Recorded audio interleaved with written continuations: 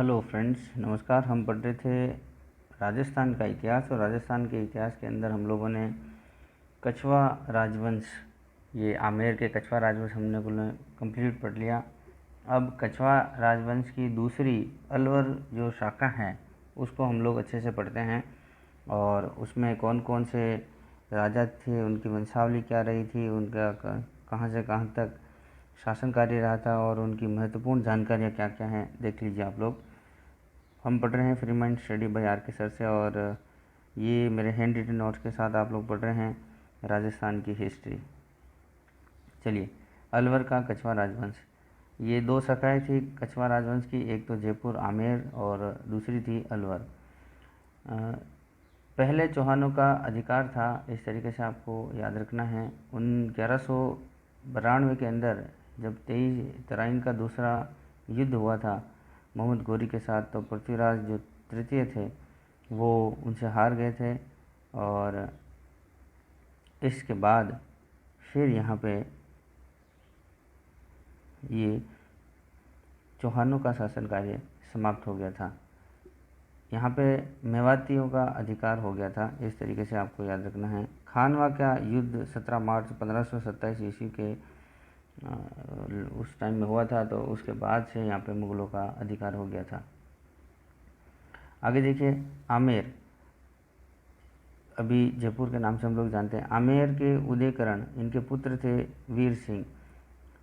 इनको मौजमाबाद की जागीर दे रखी थी, इनको राजा न बनाया था, राजा न बनाकर इनको जागीर प्रदान कर दी गई थी। फिर वीर सिंह के जो पुत्र हुए थे नरू, इन्होंने नरुका शाखा का जो है, या फिर इनसे नरुका शाखा का जन्म हुआ था, ऐसा हम आप लोग याद रख सकते हैं। जयपुर के राजाओं का ये साथ देते थे तथा सेनापति के रूप में कार्य करते थे। कौन? नरुका शाखा के जितने भी राजा हुए थे, या फिर वहाँ के जागीरदार, ऐसा हम लोग कह सकते हैं। आगे देखिए, मिर्जा राजा जयसिंह ने नरुका शाखा के कल्याण सिंह को मोचेड़ी की जागीर प्रदान करी थी, यह आपको याद रखना है। मोचेड़ी एक जागीरदार के वहाँ से इस तरीके से थी, तो किसको प्रदान करी थी यह आपको याद रखना है। कल्याण सिंह को। किसने? मिर्जा राजा जयसिंह ने। अब आपको प्रताप सिंह के बारे में हम लोग पढ़ते हैं। प्रताप सिंह 1775 ईस्वी में इन्होंने अलवर रियासत का गठन किया था, और 25 नवंबर 1775 ईस्वी के अंदर इनको संस्थापक के रूप में माना जाता है, या फिर अलवर रियासत का गठन हुआ था। कब? 25 नवंबर 1775। किसके द्वारा? प्रताप सिंह के द्वारा। ये प्रताप सिंह माधो सिंह फर्स्ट के सेनापति भी रह चुके हैं, और माधो सिंह फर्स्ट ने इनको राव राजा की उपाधि प्रदान करी थी। ये सारी जानकारी प्रताप सिंह के बारे में थोड़ी सी आपको याद रखनी है। संस्थापक है ये। कौन? प्रताप सिंह जी। चलिए, अब हम आपको थोड़ी वंशावली के बारे में बता देते हैं। पहले, दूसरे, तीसरे, इस तरीके से राजा आपको कौन कौन रहे हैं, और लास्ट में तेज सिंह जी रहे हैं। प्रताप सिंह जी का, फिर बख्तावर सिंह, फिर विनय सिंह, फिर शिवदान सिंह, फिर मंगल सिंह। मंगल सिंह वही आपको याद रखना है, हाथी पर बैठकर कॉलेज जाया करते थे, मैं कॉलेज, वही मंगल सिंह। फिर जय सिंह, और फिर आपके तेज सिंह। अब हम एक एक के बारे में डिटेल से पढ़ते हैं। देखिए, प्रताप सिंह जी 1775 से लगाकर 1790 तक इन्होंने शासन कार्य किया था। ये संस्थापक रहे हैं, और राव राजा बहादुर की मतलब नाम से जाने जाते थे। इन्होंने राजधानी अलवर को बनाया था 25 नवंबर 1775 को। इनके द्वारा कुछ दुर्गों का निर्माण कराया गया था। वो दुर्ग इस तरीके से हैं, जैसे राजगढ़, टहला, प्रतापगढ़, अजबगढ़, मालाखेड़ा, फिर बलदेवगढ़, थानागाजी। इन्होंने मुगलों का साथ दिया था, या फिर मुगलों का साथ प्रदान किया था। अब आगे देखिए, बख्तावर सिंह जी 1790 से 1815 ईस्वी तक इन्होंने लगभग 25 साल तक अपना शासन कार्य किया था। 1803 ईस्वी में सहयोग संधि या फिर मैत्रीपूर्ण संधि करी थी अलवर और भरतपुर के साथ, इस तरीके से आपको याद रखना है। इनके एक बलवंत सिंह था पुत्र, जो पासवान मूसी रानी का बेटा था, आपको इस तरीके से याद रखना है। इनके द्वारा करी गई रचनाएं बख्तावर सिंह जी के द्वारा भक्तेश और चंद्र सखी के नाम से हैं। काव्य रचना शगुन लीला नाम से इनकी है। धर्म संप्रदाय संबंधी उन्माद रोग हो गया था। यानी धर्म संबंधी का मतलब ये हो गया कि मस्जिदों को तोड़वाकर मंदिरों का निर्माण करवा दिया इनके द्वारा। फिरोजपुर के नवाब को मुसलमानों के कान व नाक काट कर डिब्बों में बंद कर उनके पास भेज देते थे। ये फिरोजपुर के नवाब को मुसलमान इस तरीके से आपको याद रखना है। वहाँ के नवाब अहमद बख्श था। अब जयपुर के प्रताप सिंह जी थे जिन्होंने व्रजनिधि काव्य रचना करी थी, और झालावाड़ के राजेंद्र सिंह थे जिन्होंने काव्य रचना सुधारक नाम से ग्रंथ लिखे थे, या फिर इस तरीके से भी आपको याद रखना है। अब बख्तावर सिंह के जो पुत्र थे उनके बारे में आपको थोड़ा बता देता हूँ। देखिए, बख्तावर सिंह विनय सिंह या बन्ने सिंह जो इनके भतीजे हुआ करते थे, और इनका जो पासवान का जो पुत्र था मूसी का बेटा बलवंत सिंह। अब इन दोनों के बारे में थोड़ी सी जानकारी। विनय सिंह जो इनका भतीजा था वो उत्तराधिकारी का मतलब दावा करता था, क्योंकि मूसी का जो बेटा था वो एक पासवान का बेटा होने के नाते ऐसा कह रहे थे कि ये जो है पासवान का बेटा, इसलिए यहाँ का जो राजा है या फिर यहाँ का उत्तराधिकारी है वो विनय सिंह बनेंगे। लेकिन बख्तावर सिंह ये कहते थे कि जो बलवंत सिंह है वही उत्तराधिकारी का दावा रखते हैं। तो इन दोनों में आपस में लड़ाई झगड़ा हो गया, तो अंग्रेज़ों के द्वारा मध्यस्थता करके दोनों को राजा घोषित कर दिया गया। तो वो अंग्रेज़ कौन था आपको उसके बारे में याद रखना है। डेविड ऑक्टर लो ने, जिनकी मध्यस्थता में दोनों को राजा घोषित कर दिया। दोनों ने मिलकर संयुक्त शासन चलाया। राजस्थान की यह एकमात्र ऐसी रियासत है जहाँ पर संयुक्त शासन रहा। ये आपको जानकारी या फिर आपको याद रखना है। अब विनय सिंह या फिर बन्ने सिंह के बारे में पढ़िए। इन्होंने संयुक्त शासन चलाया था अपने जो पासवान का भाई था बलवंत सिंह मूसी का बेटा उसके साथ। अब आगे देखिए, 1826 ईस्वी में निमराना रियासत का इनके द्वारा गठन किया गया था, और जब बलवंत सिंह की मृत्यु हो गई थी निसंतान, तब इस निमराना शाखा या निमराना रियासत को वापस अजमेर में अलवर के अंदर मिला दिया।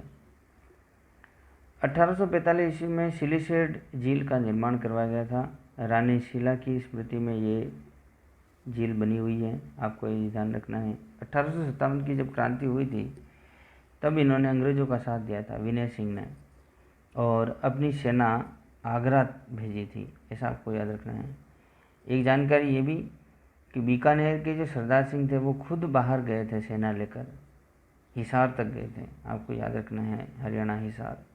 लेकिन विनय सिंह खुद नहीं गए थे, ये अपनी सेना को ही भेजे और अंग्रेज़ों की सहायता करी थी। अब आगे देखिए, सिलीशेड पैलेस का इनके द्वारा निर्माण करवाया गया था। मूसी रानी की छतरी भी इन्हीं के द्वारा बनाई गई थी। बजरंगगढ़ और रघुनाथगढ़ दुर्ग बनवाए गए थे। मूसी रानी की जो छतरी है वो 80 खंभों की बनी हुई है। अब आगे देखिए, शिवदान सिंह 1857 से लगाकर 1874 ईस्वी तक इन्होंने शासन कार्य किया।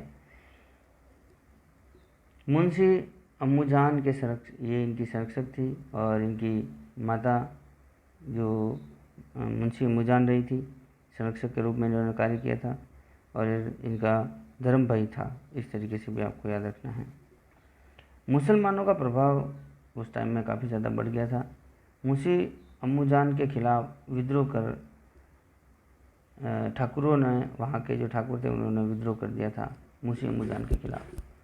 लखदीर सिंह को उस टाइम में शिवदान सिंह का संरक्षक नियुक्त किया गया, ये आपको याद रखना है। कर्नल इम्पी, इन्होंने इम्पी तालाब का निर्माण करवाया था। ये पीए बनकर आए थे उस टाइम में, कर्नल इम्पी। राजा को पद से हटाकर काउंसिल का सदस्य नियुक्त किया गया शिवदान सिंह को, इस तरीके से भी आपको याद रखना है, ये कर्नल इम्पी के द्वारा किया गया था। अब मंगल सिंह 1874 से 92 तक इनके बारे में याद रखना है। इनका संरक्षक पंडित मनफूल था। मैं कॉलेज के प्रथम छात्र ये रहे हैं मंगल सिंह। में कॉलेज अजमेर वाली। ये हाथी पर बैठकर जाने वाले पहले छात्र या एकमात्र छात्र, इस तरीके से भी आपको याद रखना है। इनकी उपाधि कर्नल, ये प्लस महाराजा इनकी उपाधि रही है। ये चित्रकला में इस तरीके से शिकार के काफ़ी ज़्यादा चित्र इस वहाँ पे दिखाए गए हैं। अब जय सिंह जी के बारे में पढ़िए। जय सिंह का कार्यकाल 1892 से 1833 तक रहा। 1907 ईस्वी में 1933 तक रहा। 1907 ईस्वी में हिंदी को राजभाषा घोषित कर दिया था और 1921 में नरेंद्र मंडल के सदस्य भी रहे हैं। 1925 में जब निमोचना हत्याकांड रहा था किसानों के द्वारा, तो उस टाइम में यही राजा थे, राजा जय सिंह जी। और 1930 में प्रथम गोलमेज सम्मेलन में इन्होंने भाग लिया था। 1933 ईस्वी के अंदर तिजारा दंगा का आरोप इनके ऊपर लगाया गया था, ये भी आपको याद रखना है। 1937 में पेरिस में इनका निधन हो गया था। सरिस्का पैलेस का निर्माण इनके द्वारा करवाया गया था, सरिस्का पैलेस। अब अलवर के अंतिम राजा 1933 से लेकर 1948 तक इन्होंने शासन कार्य किया था। एकीकरण का कार्य सबसे पहले यहीं के यहाँ पे शुरू हुआ था। मत्स्य संघ 18 मार्च 1948 को गठन हुआ था। तो इन जो मत्स्य संघ की राजधानी अलवर को ही बनाया था, ये आपको याद रखना है। 15 मई 1949 को मत्स्य संघ का राजस्थान में विलय कर दिया गया तथा फिर इसको जिला का दर्जा प्रदान कर दिया। ये थी सारी की सारी जानकारी अलवर रियासत से रिलेटेड। आपको अलवर रियासत के कछवा राजवंश, अब कछवा राजवंश पूरा कंप्लीट हो गया है। ये मेरा हैंड रिटन नोट्स का प्रयास आपको कैसा लगा, इसकी जानकारी या फिर इसकी प्रतिक्रिया मुझे आप लाइक और कमेंट के साथ करेंगे। चैनल पर अगर आप नए हैं तो इसको सब्सक्राइब कीजिए, जिससे कि मेरे सारे वीडियो आप तक पहुंचते रहें बिना रुके, बिना किसी रुकावट के। मिलते हैं नए वीडियो के साथ, नए टॉपिक के साथ। ओके, नमस्कार।